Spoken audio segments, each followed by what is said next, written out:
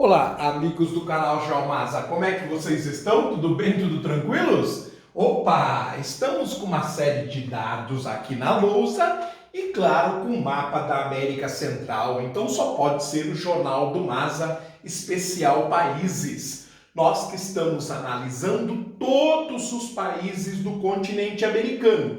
E hoje nós já vamos encerrar a região das Grandes Antilhas, que são 5 países independentes: Cuba, Jamaica, Bahamas, Haiti e a República Dominicana. Na sequência, nós começamos a analisar as Pequenas Antilhas, que formam um total de 8 países. Ao todo, o Caribe é formado por 13 países. São 5 das Grandes Antilhas e 8 das Pequenas Antilhas. Ao esgotarmos as Pequenas Antilhas, teremos 34 países do continente americano. A América, que é formada por 35. Só faltará para nós terminarmos o continente americano ou Canadá. É com este país importantíssimo do continente americano que nós vamos dar por encerrado o continente americano. Pois bem, mas hoje voltamos à Ilha Espanhola, a Ilha Espanhola, que nós começamos a analisar há uma semana. Analisamos a parte ocidental, muito pobre, que é o Haiti. Vamos analisar hoje a parte centro-ocidental, a parte que foi colonizada pelos espanhóis, e que é uma região muito mais rica do que o Haiti. Não que seja um país central. A República Dominicana continua um país periférico, mas em situação muito melhor do que o Haiti. Por isso que eu estou dizendo que é a área rica.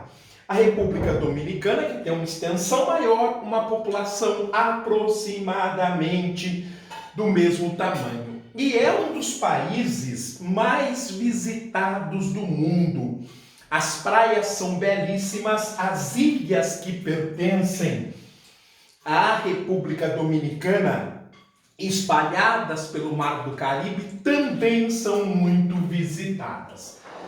Mas, apresentada de forma geral, vamos aos dados. A República Dominicana, que tem uma população de aproximadamente 10 milhões e 400 mil habitantes, sendo o país 87 entre os 195 países do mundo no que tange a este quesito. Lembrando que esta população é cerca do tamanho do nosso estado de Pernambuco. A área é de cerca de 49 mil quilômetros quadrados, o que o coloca entre os 195 países do mundo na posição de 128 em relação à área. Tem o tamanho aproximado do nosso estado do Rio Grande do Norte. A densidade demográfica é bem grande, né? Muito maior que a brasileira. A brasileira é de 25 habitantes por quilômetro quadrado. A República Dominicana é um país povoado com mais de 200, portanto, mais de 8 vezes a concentração da população brasileira.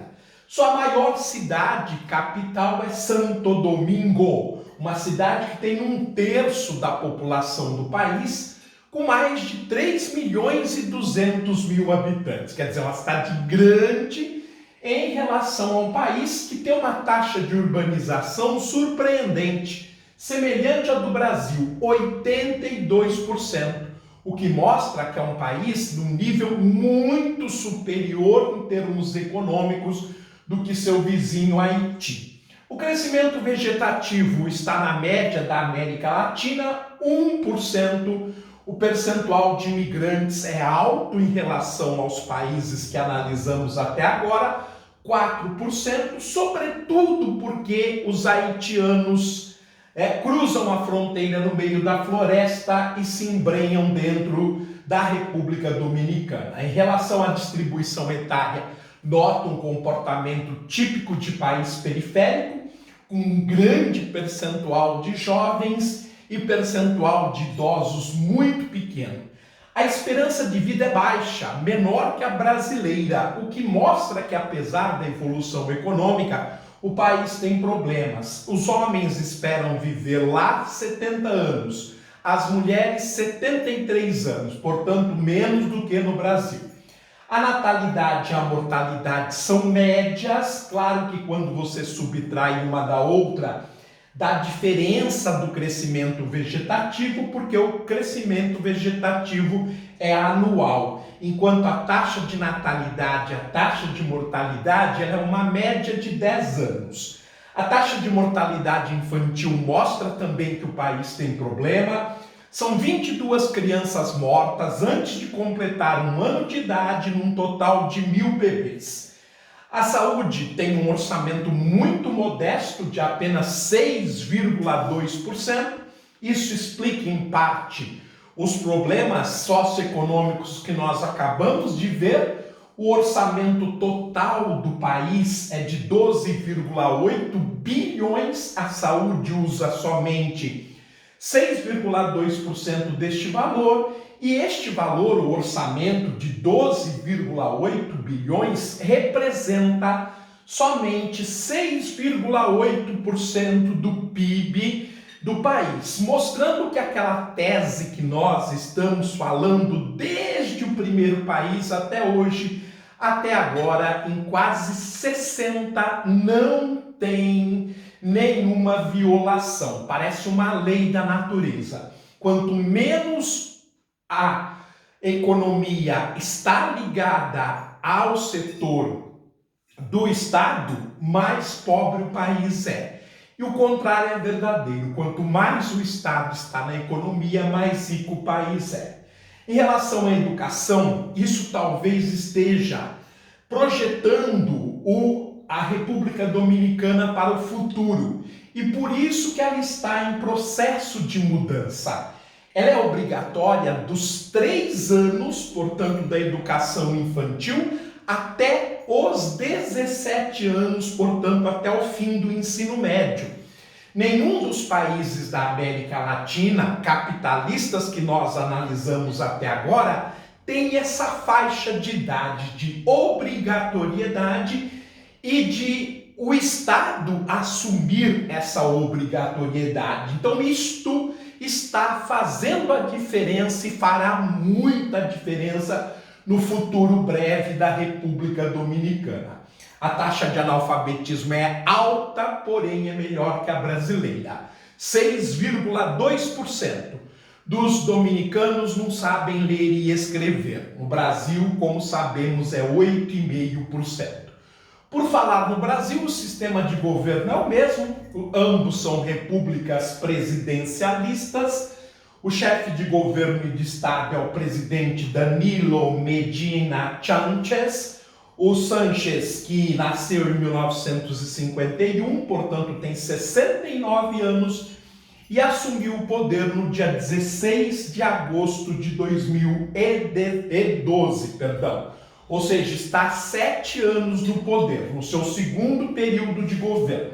As Forças Armadas contam 56 mil soldados, é uma força armada grande numa região em que não se importa, ou melhor dizendo, não tem muito dinheiro para se armar. E o orçamento militar também é notável, acima dos 600 milhões de dólares por ano. Em relação à economia, há uma diversidade significativa, embora ainda seja uma economia muito básica.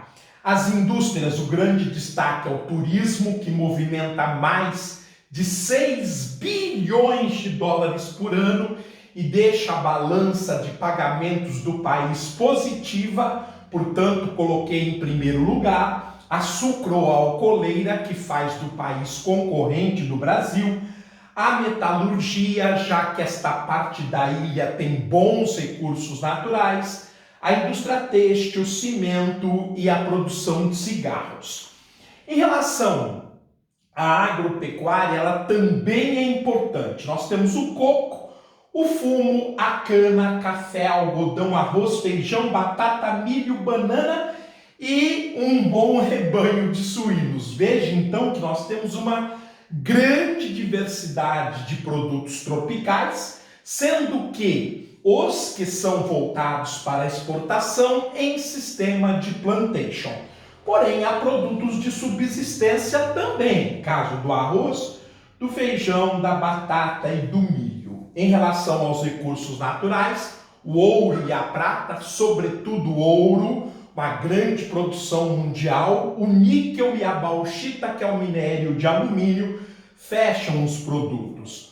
A água, uma disponibilidade bastante significativa, mais de 2.100 metros cúbicos por habitante, uma produção de eletricidade notável para a região, 18 terawatts-hora, e uma população economicamente ativa, já com padrão do mundo moderno. Tanto que o setor terciário movimenta 70% da mão de obra, o que mostra que o país está destinando sua economia para os serviços e menos para a indústria e para a agropecuária, sobretudo puxado pelo turismo. O setor secundário, que é industrial, é significativo, a indústria de base gera bastante empregos, 19%, e o setor primário, apesar da grande variedade, ele está muito ligado à agricultura de plantation, que é mais técnica, tecnológica e mecanizada.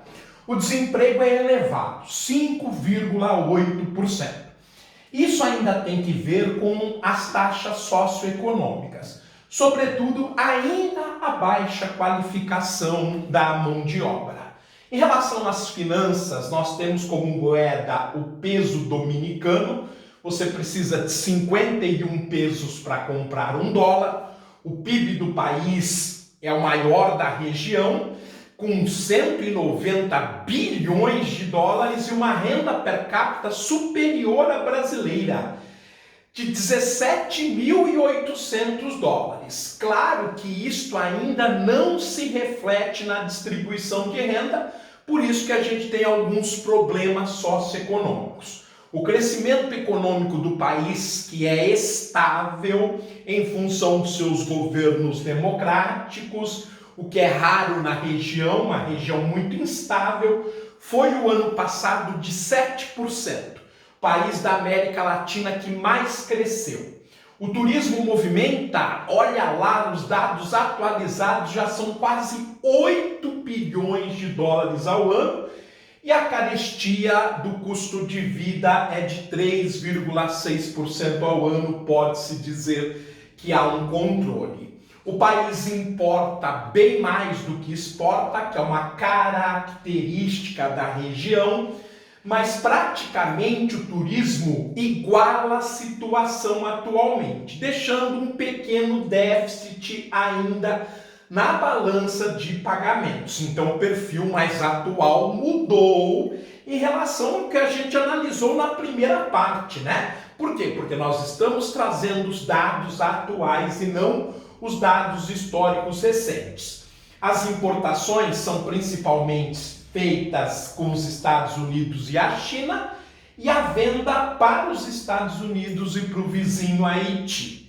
Em relação às condições de vida e conforto material, as ferrovias somam quase 500 quilômetros na região, uma região que não tem esse tipo de atividade basicamente, ou seja, um sistema ferroviário surpreendente para o Caribe. Os veículos, praticamente o mesmo percentual do Brasil. No Brasil, para cada 1.000 pessoas, 210 têm seu próprio veículo. No caso da República Dominicana, 184. Os aeroportos servem bem o país, mas precisavam ser mais. No entanto, está dando conta do fluxo de turismo. Então, digamos que é suficiente, são 16. Os telefones, 12% da população, e os celulares, 84%, ambos índices abaixo do Brasil. No entanto, a internet é mais universal, ela atende a 75% da população do país, porém a banda larga está aquém da brasileira. No caso do país, desses usuários de internet, 55% tem disposição de banda larga, no caso brasileiro, 80%. É isso então, gente. Com mais esta análise de um país da América Central, ficamos por aqui. Tudo de bom, até a próxima e fiquem bem.